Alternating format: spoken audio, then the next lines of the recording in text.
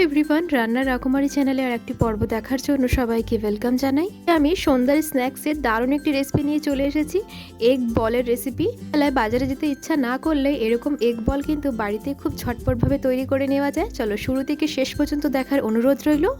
এখানে 4টে ডিম নিয়েছি, ডিমগুলোকে সেদ্ধ করে একটি বোলে রেখে নিয়েছি। এবার হ্যান্ড গ্রাইন্ডারের সাহায্যে একটু ভালো করে গ্রেট করে নেব।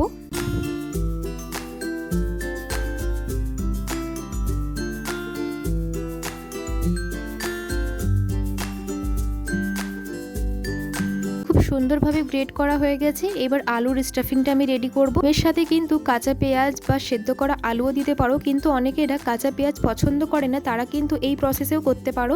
আমাদের বাড়িতে কিন্তু কাঁচা পেঁয়াজের গন্ধটা অনেকেরাই পছন্দ করে না, তার জন্য আমি একটু পেঁয়াজটাকে ভেজে নিয়ে সেদ্ধ করা আলু দিয়ে দেবো। এতে কিন্তু কাঁচা পেঁয়াজের গন্ধটা একদমই চলে যায়। এবার আলুটা দেওয়ার পরে একটু সামান্য পরিমাণ নুন, হলুদ আর একটু যদি চাট মশলা বা সবজি মশলা থাকে এতে অ্যাড করতে পারো। এই রেসিপি বা আমার ভিডিও যদি ভালো লেগে থাকে প্লিজ একটি লাইক করে দেবে। তোমাদের একটি লাইকে কিন্তু আরও বেশিভাবে মোটিভেট হতে পারি।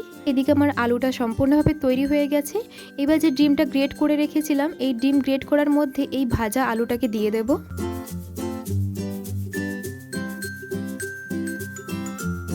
এক এক করে মশলা অ্যাড করব। দিয়েছি একটু মিট মশলা, সামান্য পরিমাণ মতো নুন, একটু রেড চিলি পাউডার, একটু ঝালও আছে, আর দিয়েছি পরিমাণ মতো ধনেপাতা। সবগুলোকে ভালো করে চটকে চটকে মেখে নেব।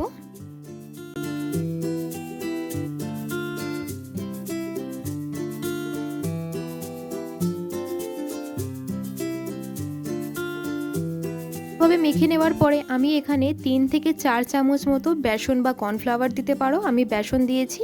বেসন দেওয়ার পরে 2 থেকে 3 মিনিট মতো ভালো করে কিন্তু চটকে চটকে মাখতে হবে, যাতে কোনো ধনেপাতার পেঁয়াজের কোনো লাম্পস বা না থাকে।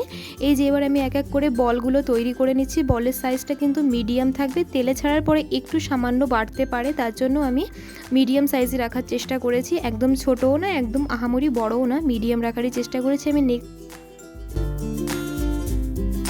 একটি বাটিতে আমি এখানে বেসন বা কর্নফ্লাওয়ার দুটোর মধ্যে একটা নিতে পারো। আমি বেসন নিয়েছি। বেসনের মধ্যে একটু জলটা বেশি পরিমাণ দিয়ে একটা পাতলা পাতলা লেয়ার একটা ডো তৈরি করব।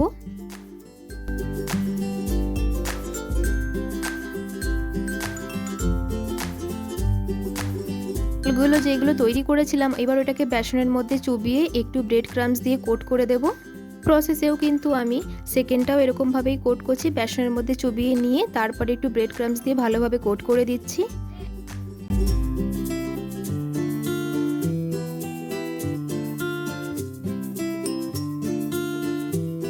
আর এগ বলের উপরে চিকেন ফিঙ্গারের যে কাঠিগুলো মার্কেটে কিনতে পাওয়া যায়, সেই কাঠিগুলোকে আমি মাঝখান থেকে 2 ভাগ করে নিয়েছি, কেন অনেকটা বড় হয়ে যাচ্ছিল। 2 ভাগে করে নিয়ে সমস্ত বলের মধ্যে এরকমভাবে একটা বলের গায়ে এরকম এক এক করে ললিপপের মতোই কাঠিগুলো লাগিয়ে দিলাম।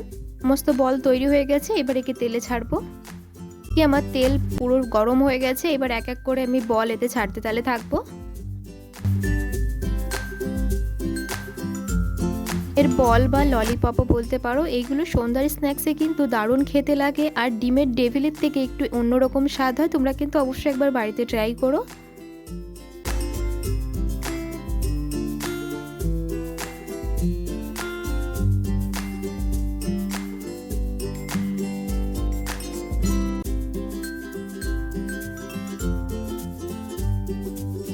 এক পিঠ হয়ে গেছে। এবার আমি আস্তে আস্তে করে এগুলোকে উল্টে পাল্টে নেব। লাল লাল করে ভাজা হয়ে গেছে। এবার সুন্দর করে সার্ভ করে নেব। একদম গরম গরম ডিমের বল বা ডিমের ললিপপও বলতে পারো সম্পূর্ণভাবে তৈরি হয়ে গেছে। সন্ধ্যার স্ন্যাক্সে কিন্তু গরম গরম চা বা কফির সাথে খেতে বেশ ভালো লাগে। তোমরা কিন্তু অবশ্যই একবার বাড়িতে ট্রাই করো। আশা করি তোমাদের ভীষণ ভালো লাগবে। যদি নতুন সদস্য হয়ে থাকো চ্যানেলটাকে সাবস্ক্রাইব করার জন্য অনুরোধ রইল। নতুন একটি রেসিপি নিয়ে আবার দেখা হবে। আসি তাহলে, ভালো থেকো, সুস্থ থেকো, ধন্যবাদ।